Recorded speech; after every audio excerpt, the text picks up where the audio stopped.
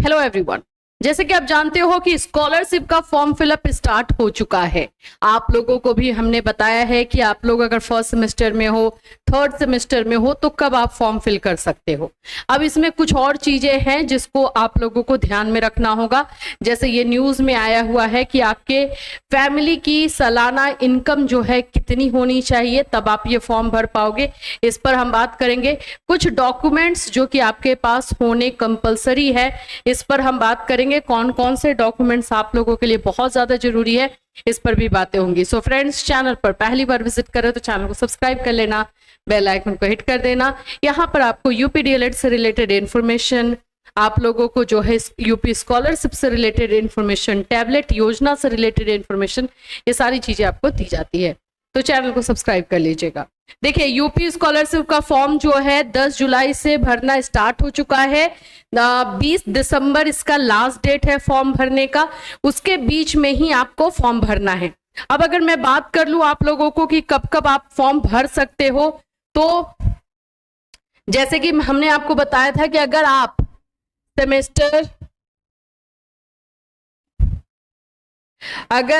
जो है सेमेस्टर 1 और 3 में हो तो, और इसका एग्जामिनेशन अभी आपका होने वाला है, तो ये बच्चे जो है अक्टूबर से नवंबर के बीच में फॉर्म भर सकते हैं, क्योंकि इस समय इनका ये एग्जाम हो गया रहेगा।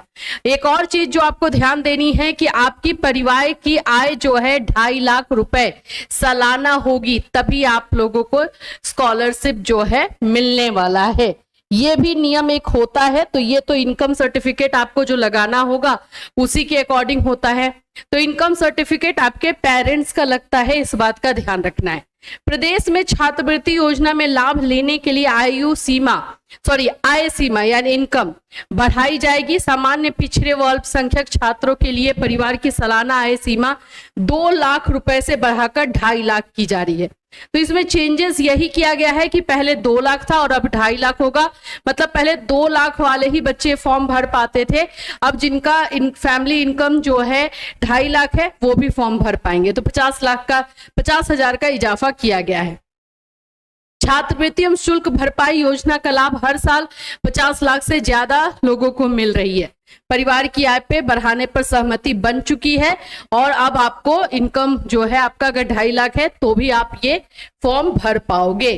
तो देखिए, अभी डॉक्यूमेंट्स को लेकर के भी कुछ बातें कर लेते हैं कि कौन कौन से डॉक्यूमेंट्स आप लोगों के लिए जरूरी है।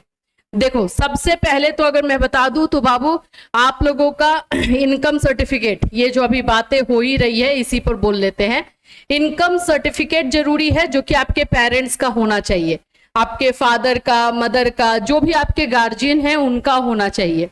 सेकेंड जो है रूल आप लोगों का, आपका बैंक पासबुक, बैंक अकाउंट, जो आपका बैंक अकाउंट है एनपीसीआई मैपिंग होना चाहिए। ये सारे रूल जो है आपको फॉलो करने पड़ेंगे।